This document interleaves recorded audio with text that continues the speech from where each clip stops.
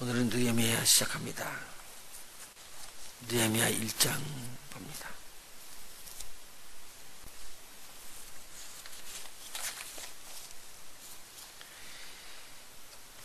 지금 오늘 이 느헤미야 첫 장인데요. 느헤미야는 1차, 2차 이렇게 포로가 귀환해서 들어갈 때 가지 않고 마지막에 조인을 하는 분인데요.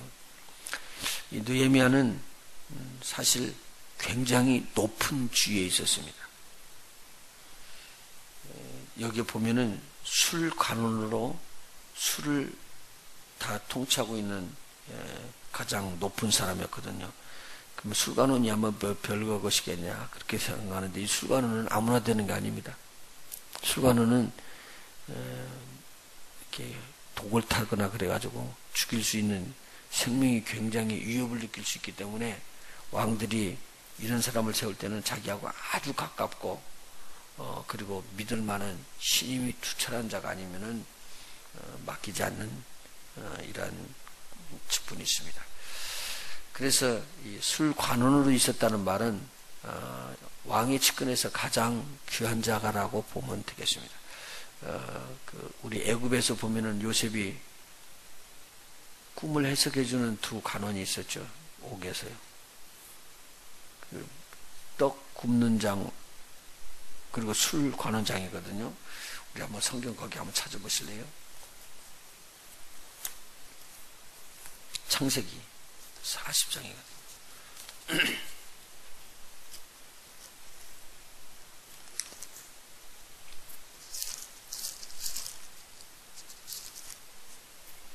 창세기 40장 1절 보면요, 요셉이 감옥에 들어가 있었을 때입니다. 그 후에 애굽 왕의 술 맡은 자와 떡 굽는 자가 그 주 애굽 왕에게 범죄한지라. 바로가 그 두 관장과 관원장과 곧 술 맡은 관원장과 떡 굽는 관원장에게 놓아요. 그래서 이 사람들이 굉장한 위치에 있는 것입니다. 사실은요. 그러니까 이 바사에서도 역시 마찬가지 일을 할 수가 있습니다. 그래서 술관은 굉장히 높은 지위에 올랐어요. 그런데 느헤미야는 어디 출신이냐면 히브리 출신 아닙니까? 이스라엘 출신이라고요. 그러면 이때 지금 아닥사스다 왕, 바사의 아닥사스다 왕이기 때문에 벌써 이거 고레스로부터 캄비세스 지나고 스메르디스, 다리오, 크세르크스, 그 다음에 아스다, 6대에 지금 거쳐서 지금 왕이 된 거예요. 그 중에는 바로 이어서 그 해에 그만둔 분도 있으니까 5대를 거쳐서 이렇게 왕권으로 내려오고 있습니다. 그런데 그 아닥사스다 왕 20년에 지금 이 일이 이제 일어나니까 오랜 기간 동안 지금 이게 관원으로, 수관원으로 있다면은 굉장히 인정을 받은 사람입니다. 근데 히브리 사람들이 이렇게 될 수 있겠느냐? 이제 우리가 추리해서 보십시다. 이 아닥사스다 왕이 이렇게 추론을 합니다. 그 아버지인 아수에로 왕, 그러니까 에스더하고 결혼한 왕으로 봅니다. 그 아버지인 아수에로 왕 때에 에스더가 왕후가 되고요, 나라의 총리격으로 이렇게 일을 치려는 사람이 모르드게 아니에요. 그러니까 그때 당시에 보면은 이 유대인들을 다 멸절시키려고 하만이 막 그 음모를 꾸며가지고 이스라엘 백성 전체를 다 죽이려고 그랬습니다. 그런데 하나님께서 이것을 뒤집으시죠. 그래가지고는 너무 큰 은총을 지금 베풀어 주시는 거예요. 그래서 이때 왕후 에스더를 통해 가지고 죽으면 죽으리라는 기도를 함으로 하나님께서 그 응답해 주시잖아요. 그래서 저들이 회복되고 이렇게 둘이서 결혼한 중에서 자녀를 낳은 거예요. 그러니까 이게 그 자녀라고 추정을 하는 지금 이 아닥사스다 왕이 어머니로부터도 듣죠. 그리고 그럼 모르드게가 어떻게 되죠? 한 8천 저기 3천 정도, 3,000벌 3천이 아니라 8천, 그 뭐라고 그러지? 아버지 뻘, 어머니 뻘 되면은 에스더하고 이렇게 모르드게가 사촌이니까 사촌의 자녀가 나오면 뭐라고 그래야 되는지 잘 모르겠어요. 하여간 있어요. 그래서 그런 형편이니까 그분이 또 나라를 치리하고 있었으니까 아마 영향력을 굉장히 많이 받았으리라고 봅니다. 그러니까 그런 배경 안에서 이 예루살렘 성전을 중건하라라는 명령이 떨어지는 거예요. 예루살렘의 성전을 중건하라는 말은 앞에 예루살렘의 성을 중건하라. 예루살렘 성전을 중건하라는 건 다르거든요. 예루살렘 성전 중건하는 것은 언제 시작이 됐죠? 고레스 5년에 시작이 됐죠. 그런데 다니엘서 한번 보십시다. 다니엘서 9장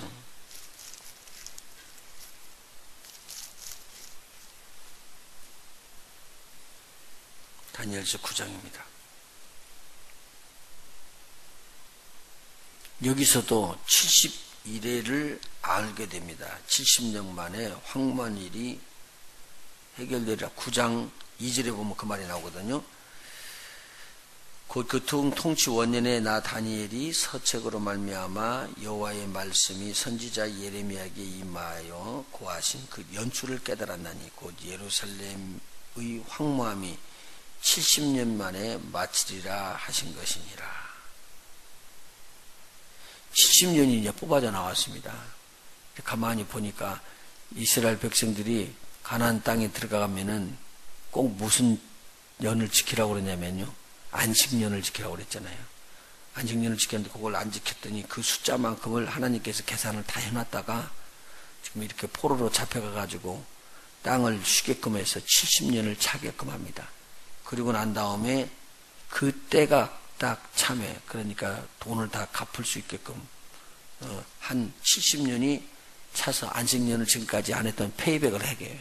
돈을 다 치를 수 있도록 하는 것처럼 해놓고 나서 70년이 찰 때 우리 주님께서 저들을 포로를 귀환시켜서 돌아오게 합니다. 자, 그런데요 20절이요 9장 20절 내가 이같이 말하여 기도하며 내 죄와 내 백성 이스라엘의 죄를 자복하고 내 하나님의 거룩한 산을 위하여 내 하나님 여호와 앞에 간구할 때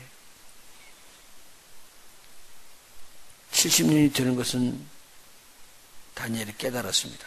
그런데 21절 곧 내가 말하여 기도할 때에 이전 이상 중에 본 그 사람 가브리엘이 빨리 날아서 저녁 제사 드릴 때쯤에 내게 이르더니 내게 가르치며 내게 말하여 가로되 다니엘아 내가 이제 네게 지혜와 총명을 주려고 나왔나니 누가 누구를 가르쳐요?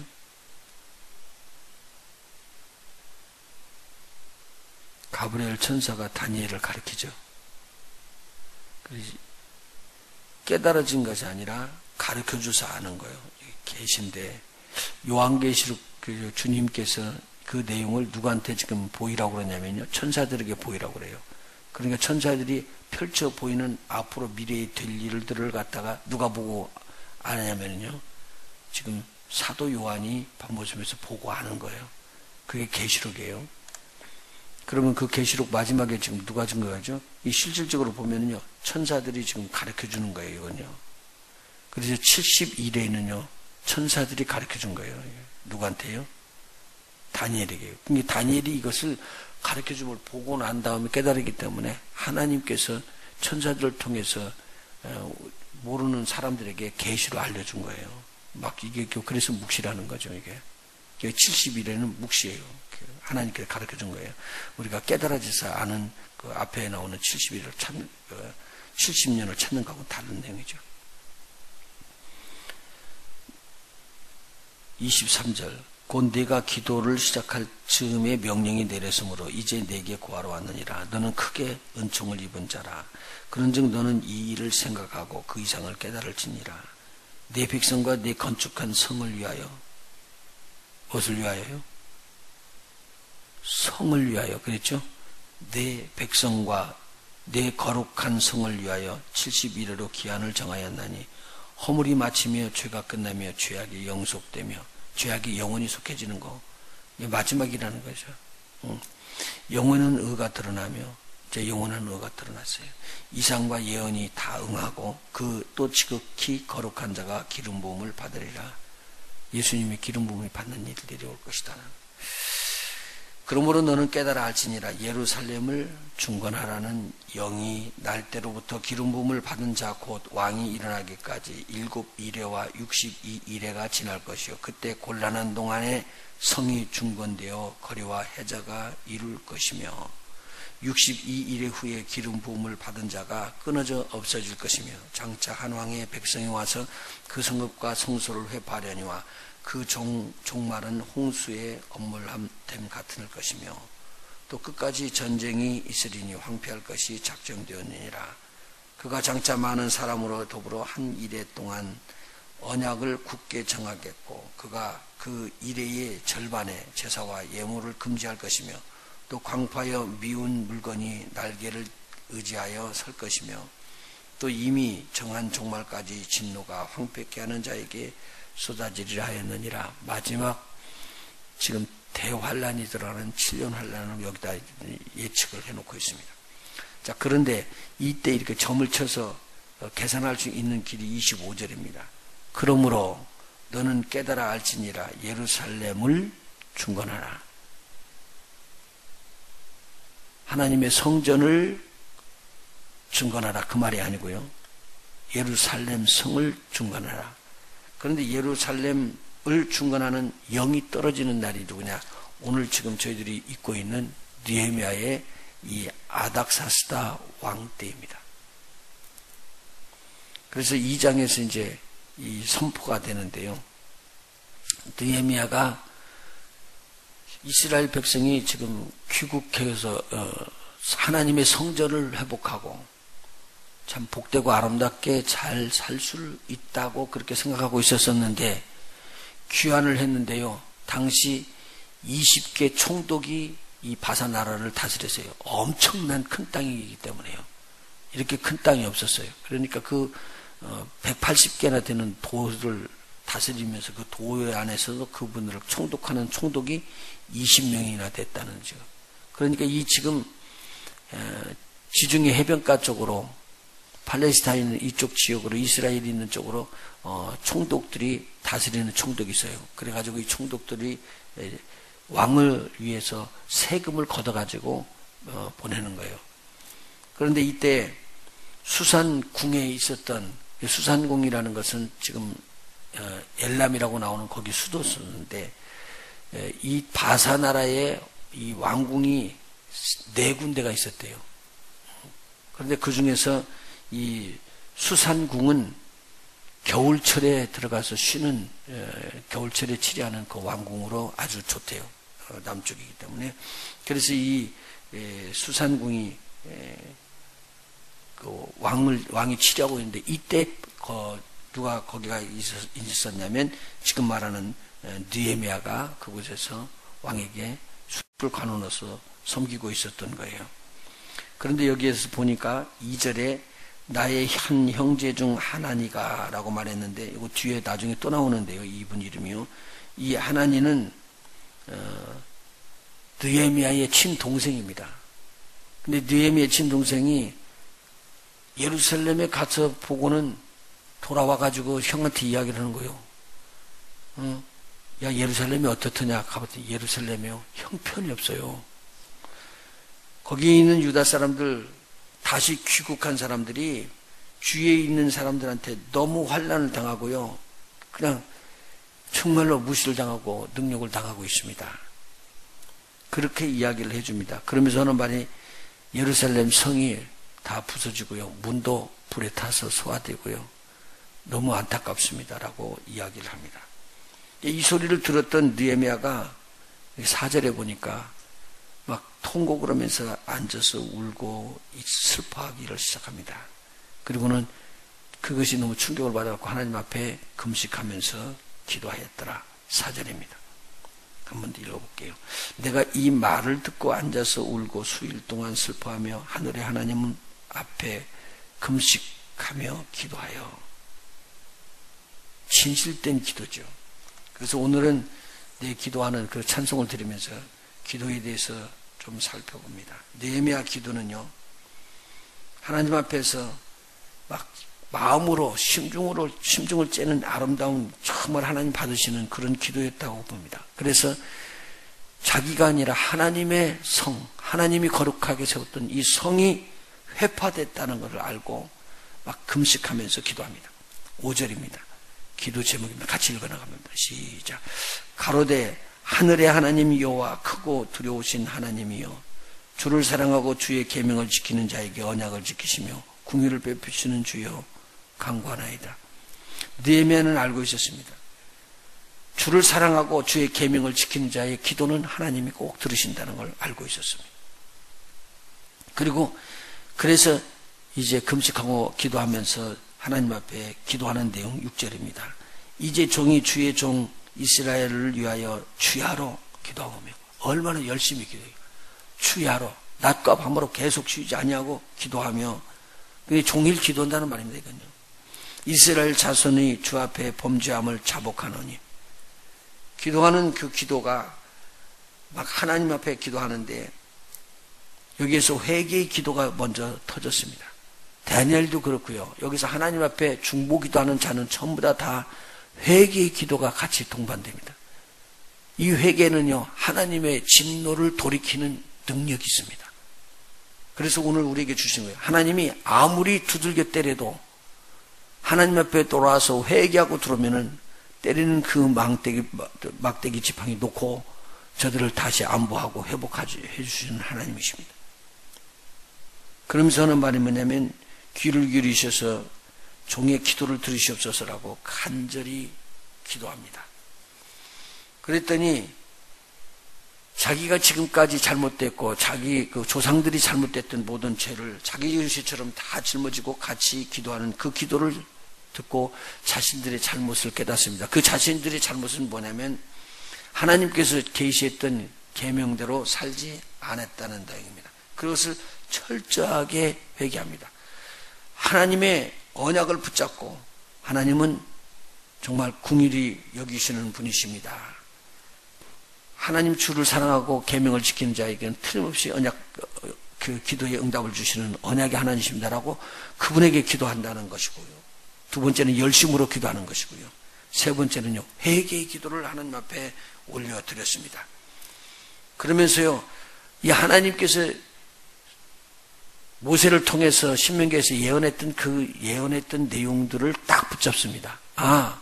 하나님께서 진노하게 되면은 이스라엘 백성들이 범죄해서 계속적으로 하는 걸 진노하다가 하나님께서 극해에 들어가시면 어떻게 되느냐? 이스라엘 백성을 전 세계 열방에 흩어버릴 것이라고 했던 말씀, 그 말씀을 잡습니다. 맞습니다. 우리가 그래서 흩어져서 여기까지 왔습니다. 이게 느헤미야의 기도입니다. 우리의 죄입니다. 그러나 하나님 앞에 기도하고 부탁할 것은, 그래도 돌아오기만 하면, 하나님 앞에 진실로 회개하고 돌아오기만 하면 너희가 하늘 끝에 있을지라도 내가 너희를 돌려서 다시 본 고장, 그러니까 예루살렘 성 있는 쪽으로, 유다 쪽으로 다시 돌아오게끔 할 것이니라라고 약속했다, 그 말이죠. 그 약속을 딱 잡았습니다. 오늘 우리가 구원도요, 이유가 있어요. 하나님께서 구원, 회복, 여기에 대해서 하나님은 약속을 주셨습니다. 오늘요, 우리 주 예수 그리스도의 이름으로 우리가 구원함을 받죠. 주님의 이름으로 기도하면 응답받죠. 이건 언약입니다. 하나님께서요. 우리가 잘못했을지라도 회개하면은 그놈이 부시사 우리의 죄를, 모든 죄를 그냥 앞과 뒤가 없이 전부 다 잊어버려 주신대요. 근데 회개치 않으면 그거 기억을 하고 계시는 거예요. 그러니까 여기서 오늘 느헤미야는 하나님 앞에 간절하게 약속을 붙잡고 기도합니다. 만일 너희가 범죄하면 내가 너희를 열국에 흩을 것이요, 만일 내게로 돌아와서 내 계명을 지키면 너희 쫓긴 자가 하늘 끝에 있을지라도 내가 거기서부터 모아 내 이름을 두려고 택한 곳에 돌아오게 하리라 하신 말씀을 기억하옵소서. 지금 이스라엘 백성은 바로 하나님께서 그 큰 권능으로 애굽에서부터 구원해낸 주의 종들이요 주의 백성입니다 라고 탄원을 드리는 기도를 드립니다. 그리고 이제 마지막 기도의 간구의 내용인데요. 그리고는 간구하는 내용입니다. 이 간구하는 내용이 11절에 기록이 됩니다. 11절이요. 주여 구하오니 귀를 기울이사 종의 기도와 주의 이름을 경외하기를 기뻐하는 종들의 기도를 들으시고, 혼자 기도하는 거예요? 여럿이 같이 기도하는 거예요? 금식은 자기가 혼자 했고 다른 사람들도 금식에 동참했을 것이라고 봐요. 그런데 이 기도하면서 하나님의 이름을 경외하기를 기뻐하는 종들도 기도하고 있었어요. 그러면 이렇게 어려움 당하는 것을 알고 기도하는 거죠. 이스라엘 백성들 아주 장점이죠.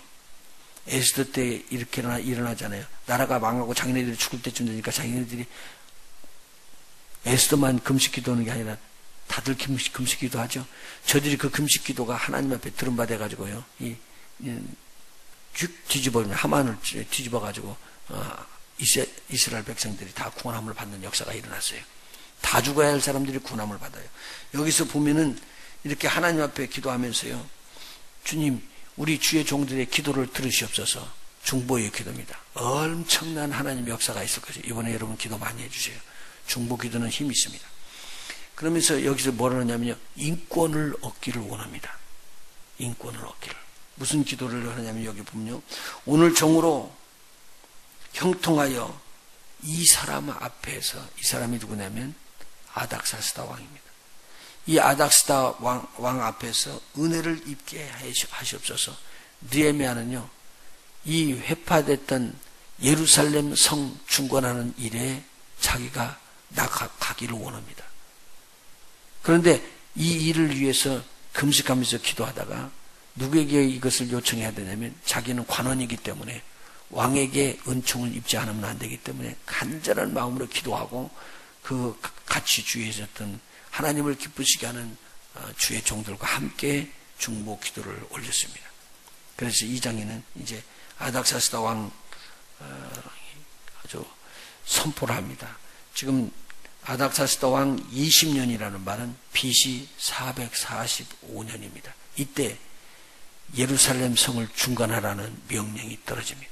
이때로부터 카운트를 해가지고 예수 그리스도께서 기름 부음 받은 자에 대한 계산이 실질적으로 나오게 됩니다. 이거 무슨 말이냐면 앞으로 일어날 일에 대해서 지금 예언해주는 귀한 내용입니다. 여기에 동참하게 되는 것이죠. 예루살렘 성은 느헤미야로 인해서 중건이 됩니다. 그러기 전에 이러한 애틋한 중보 기도가 있었다는 것. 우리의 기도는 하나님께 큰 은혜를 입을 수 있는 길입니다.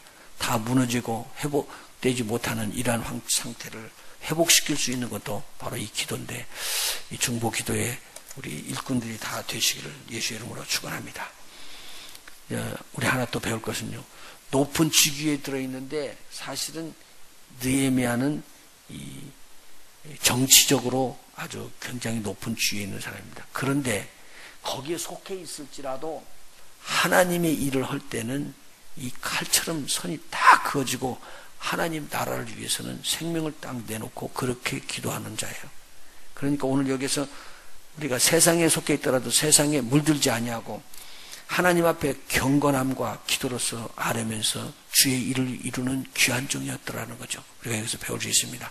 우리가 세상에 가서 산다고 섞어 살지 말고 거기에서 살면서 성실하게 살아서 높은 지위까지는 올라가지만 그래도 우리의 관심은 하나님의 나라에 있는 복 있는 오초와 여러분이 되시기를 예수의 이름으로 축원해드리고, 간구하는 중보 기도 꼭 응답되어서 주님의 나라가 여러분들 통해서 세워지기를 원하고 무너졌던 것이 회복되고 보수되는 역사가 이르시기를 예수의 이름으로 축원해드립니다. 중보 기도의 용장들 되십시오. 기도하십니다.